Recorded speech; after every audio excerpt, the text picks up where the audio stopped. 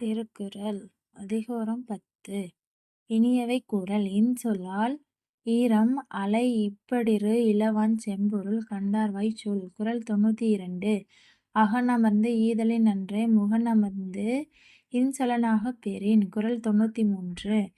முகத்தான் அமர்ந்து இனிது நோக்கி அகத்தானாம் இன்சொலினதே அறம்.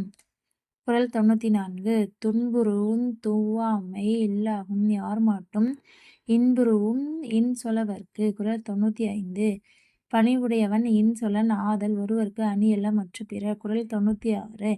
அல்லவை தேய அறம்பெருகும் நல்லவை நாடி இனிய சொல்லின்.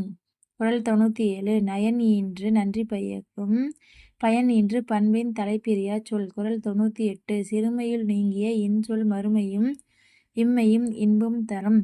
குறள் 99. இன்சொல் இனிது ஈன்றல் காண்பான் எவன்கொலோவன் சொல் வழங்குவது.